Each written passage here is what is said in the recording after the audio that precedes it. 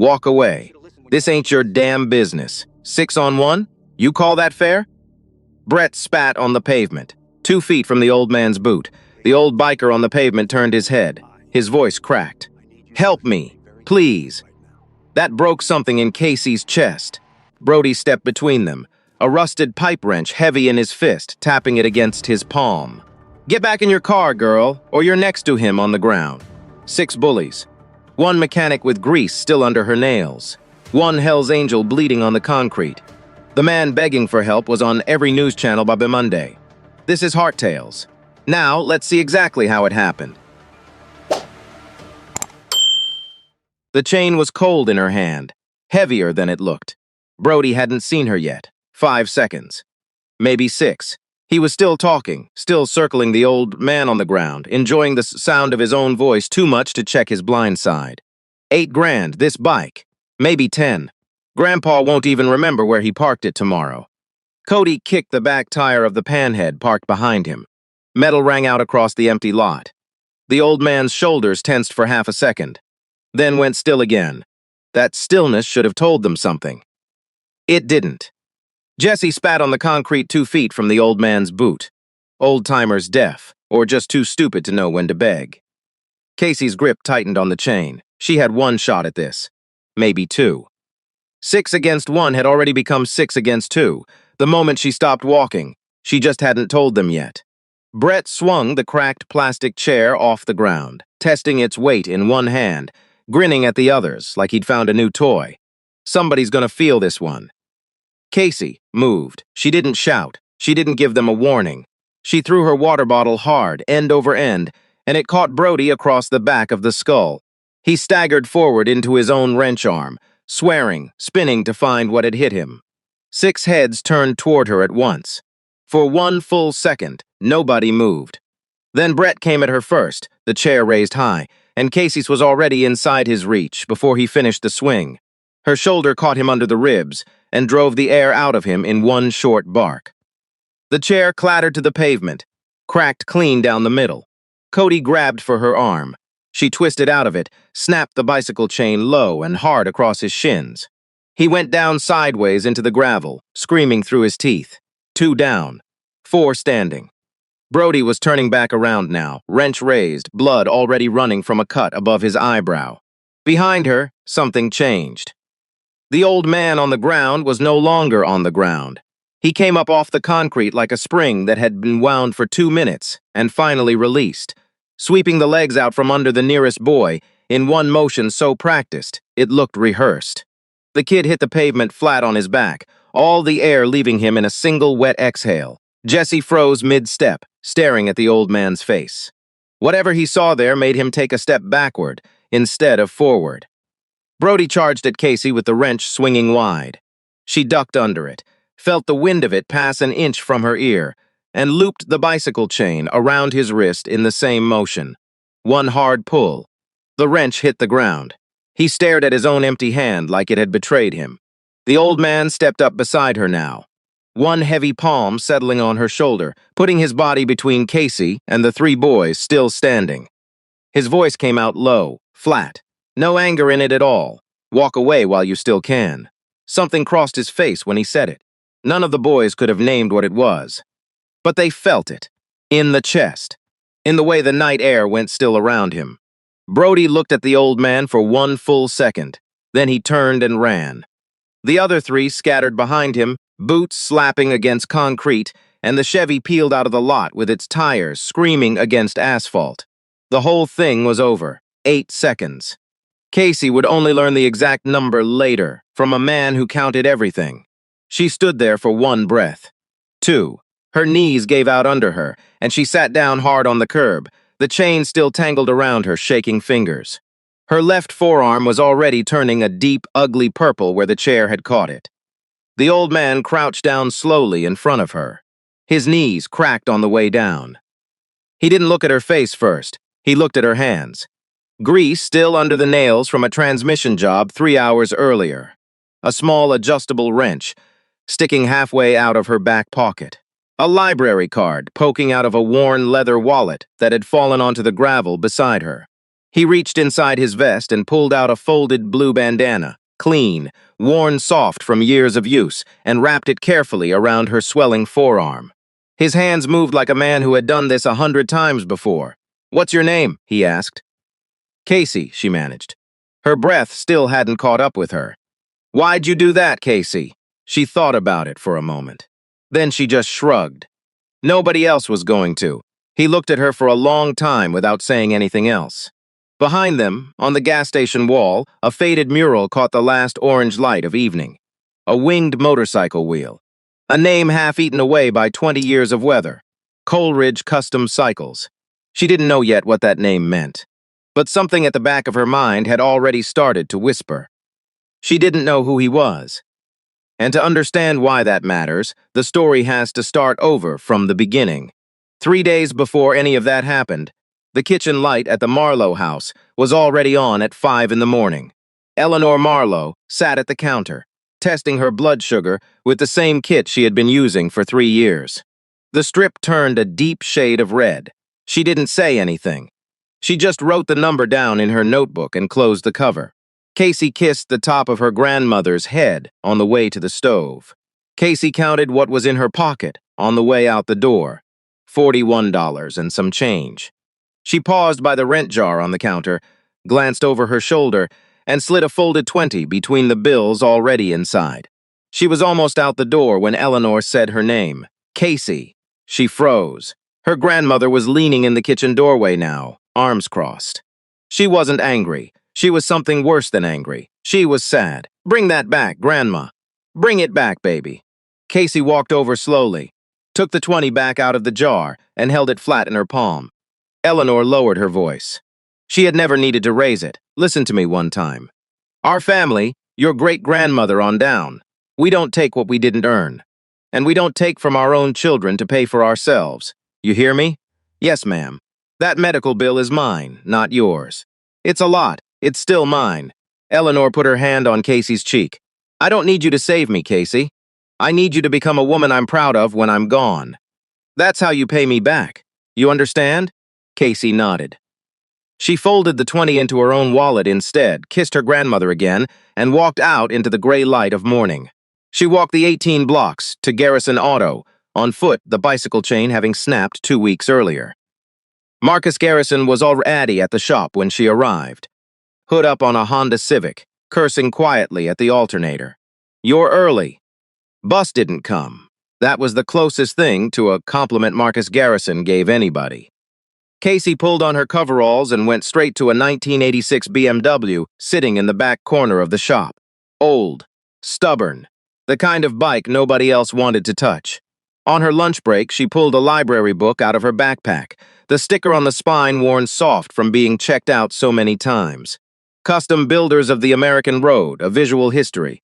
She flipped to the dog-eared page, a photograph of a cherry red 1959 panhead. The caption underneath read, "Walter Coleridge, founder, Coleridge Custom Cycles." Casey traced the lines of the photograph with one finger. Marcus walked past with a coffee in hand. "You ever gonna build one of those?" "One day. Yeah, you will." Stay with her here for one more second, because the woman walking home tonight with grease on her hands has no idea. She is 2 days away from becoming a name. People in this town will repeat for years. She walked home that evening with her arms aching and the wrench still riding in her back pocket. She stopped at the corner of Birch and 6th Street, where Norma Castellan was struggling on her front stoop, with 2 grocery bags and a cane. Casey crossed the street without thinking twice about it. "Let me get those, ma'am." "Oh, Casey. You don't have to. It's nothing." She carried the bags up the steps, didn't wait around for thanks, waved once, and kept walking. And about how, in 3 days, none of that would matter the way she thought it did. Casey was 9 years old the first time she saw her grandfather stop. A man stood on the shoulder of the road, hood up on a station wagon, 3 kids in the back seat. It was raining. Frank Marlowe didn't ask Casey if she minded waiting. He just put the truck in park. "Stay here, baby girl." Doors locked. She watched through the rain-streaked windshield as her grandfather walked over, said something she couldn't hear, and disappeared under the hood of the station wagon for 20 minutes. He came back soaked through, wiped his hands on his jeans, and didn't say a word about it. Casey finally asked him on the drive home, "Why'd you stop, Grandpa? You don't even know him." Frank kept his eyes on the road for a long moment before he answered. "You know what's worse than being stuck on the side of a road, Casey?" She shook her head. Being stuck on the side of the road and watching 40 cars pass you like you're invisible. Every single one of those drivers had a reason not to stop. None of them mattered to the man standing in the rain. So you stop even when you got a reason not to. I stopped because I always told myself, if it was you stuck out there, I'd want 40 people to have a reason not to stop and one person to stop anyway. That was 3 weeks before the heart attack took him in his sleep. She never told anyone about her grandfather's rule. It was just a sentence sitting quietly in the back of her mind for 17 years, waiting for a reason to matter. She didn't know that day was 3 days away. That Tuesday started the way most Tuesdays did, except for one phone call at 11 in the morning, hospital billing. "For you." The voice on the other end was polite, rehearsed, and entirely unmoved by anything Casey said. Eleanor's account was 60 days past due. $4,217. If a payment plan wasn't arranged by the end of the month, the account would be sent to collections. "I can do 200 today. I just need—" "We understand, ma'am, but the policy requires—" There wasn't any room. There never was with policies like that. She finished her shift at 6 and started the walk back toward Birch Street. She didn't know yet that 2 miles away on the same evening, an old man on a 1959 Panhead had just pulled off Route 9 to get gas before the long ride home. His name was Walter Doyle, though almost nobody in town called him that anymore. Most people who knew him at all called him Iron Walt, and even fewer people knew why. He'd buried his sister 40 years earlier. She had worked the night counter at a motel outside Tulsa, and she'd told their mother more than once that her manager made her uneasy. Nobody had believed it was anything more than a young woman being overly sensitive. She died in a car accident on a stretch of dark highway 2 years later. The investigation never connected it to anything. Walter never stopped wondering anyway. Tonight, the moment found him at a gas pump. He noticed the 6 young men loitering near the air pump the second he pulled in. He filled his tank slowly, watching. When Brody Kane and the others moved toward an elderly man fumbling with his wallet by the convenience store door, Walter set the pump handle down without finishing. "6 on 1, he said. "That's how you boys count these days?" "Mind your business, old man. This is my business now." Casey was 4 blocks away at that exact moment, walking past the Coleridge fuel station on her way home, replaying the hospital call in her head for the 40th time. She almost kept walking. 40 cars pass a man on the side of the road, her grandfather's voice said, somewhere behind her ribs. Every single one of them has a reason not to stop. She stopped anyway. She heard the second car door slam before she saw anything. Brett and the others closing in around the old man, who was already on the ground now, blood at his eyebrow, the wrench raised above him. "Help me, please." The voice cracked through the parking lot, thin and certain in a way that made something in Casey's chest go very still. She set her grocery bag down on the pavement, slow, careful, like she had all the time in the world. Her right hand found the bicycle chain coiled in the dirt by the dumpster. 6 against 1 became 6 against 2 in the time it took her to stand back up. What you saw at the very beginning of tonight's story was 8 seconds, stripped of everything except the violence. What you're about to see now is what was happening inside the one man who wasn't afraid in that parking lot, and why he didn't move until exactly the right moment. Walter Doyle was on his knees for 112 seconds before anyone touched him, and he spent every one of them doing math. 6 of them. 1 bad knee from a fall off a ladder 11 years back. No weapon but a tire iron bunged to the side of his saddlebag, 8 feet away, useless to him now. He had buried better odds than this and walked away standing. What he was waiting for wasn't an opening. He already had 3. What he was waiting for was the moment their attention would scatter just enough that all 6 couldn't watch him at once. Brody gave him that moment without meaning to, turning to brag to his friends about the bike's resale value. He felt the girl behind him before he heard her, some old instinct from a lifetime of knowing when a room had changed. He didn't turn to look. He trusted it and used the half second she bought him. He came up off the concrete already moving, the bad knee screaming, and swept the nearest boy's legs out clean. Around him, chaos, a bicycle chain singing through the air, a wrench hitting concrete. A girl he had never met fighting like she'd been born for exactly this. He stepped between her and what was left of them. And for the first time in longer than he could remember, the calculation in his head wasn't about how many he could take. It was about how fast he could get this girl somewhere safe. "Walk away while you still can," he told them, and meant it as a mercy he didn't owe them. They ran. He let them. Then his knees gave out, and he sat down hard on the curb beside the girl who'd just saved his life. "What's your name?" he asked. "Casey," she managed. "Why'd you do that, Casey?" She shrugged. Nobody else was going to. He reached into his vest, pulled out a folded blue bandana, and wrapped it carefully around her swelling forearm, without being asked. Behind them, the convenience store door chimed. A woman in a Coleridge fuel polo shirt stepped halfway outside, phone already pressed to her ear, eyes wide. "Yeah, Sheriff's Department. There's been an assault at the station on 5th. 6 guys jumped an old man." She paused, looking at Walter, and her voice changed. "Sir, are you Walter Doyle? That depends on who's asking. My uncle rides with the Cedar Ridge chapter. He talks about you like you're not real." "I'm real. Tell your Uncle Walt says hello." 2 patrol cars arrived 11 minutes later. The first officer recognized Walter immediately. "Walt, heard there was trouble out here." "Trouble found these boys before I did, Officer Reyes. You want to press charges, sir?" "Aggravated assault. Attempted robbery, probably. You'll find Brody Kane's prints on that wrench. Same kid who put a man in the hospital outside Larkin's diner 8 months back, if memory serves. We never could pin that one on anybody. You might have better luck this time." Walter watched the exchange without comment.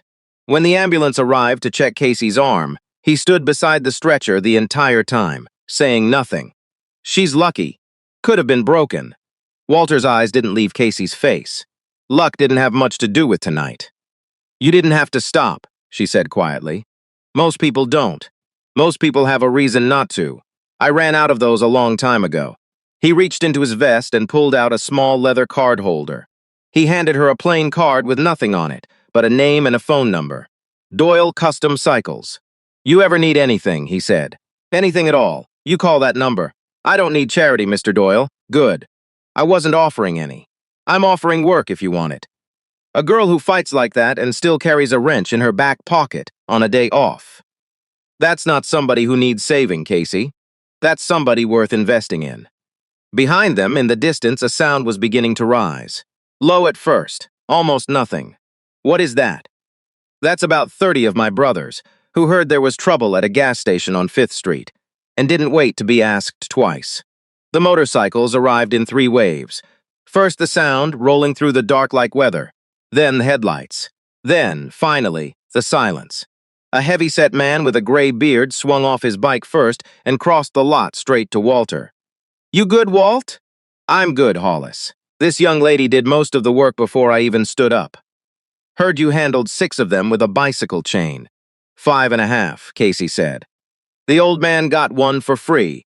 By the time Brody Kane was located 4 hours later, sheriff's deputies had already pulled the security footage, along with 2 prior reports that had gone nowhere.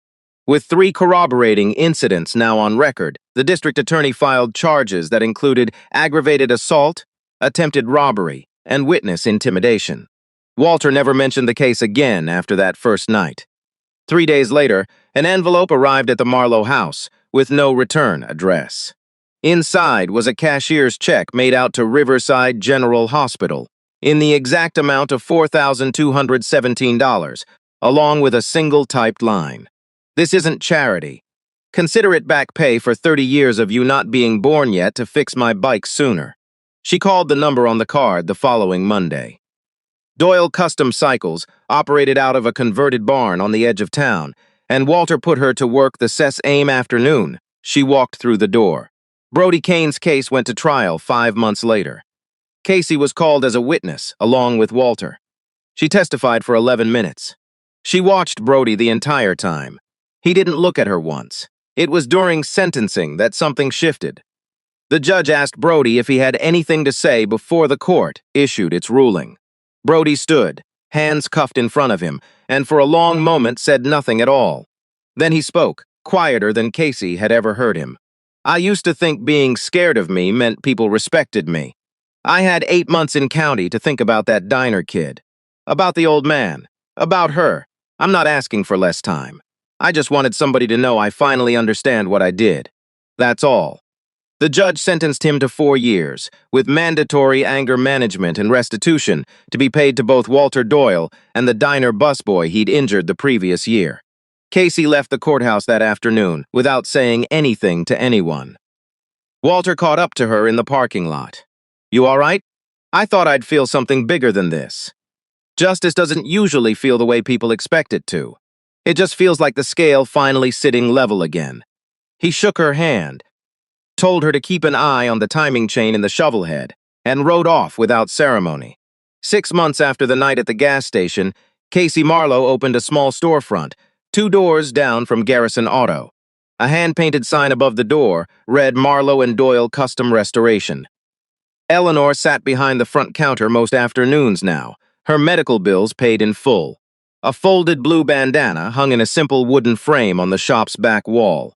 The words "We don't forget" stitched along its edge in careful, uneven thread. Casey took on her first apprentice that spring, a young man named Tyler, who'd been caught twice trying to siphon gas from cars in the Garrison Auto lot. She didn't lecture him.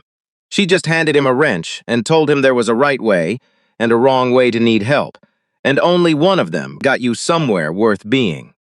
People talk about courage like it's loud, like it announces itself, like it comes with music behind it. It rarely does. Most of the time, it looks exactly like what Casey Marlowe did on an ordinary Tuesday evening, setting down a bag of groceries, picking up whatever was within reach, and refusing to keep walking.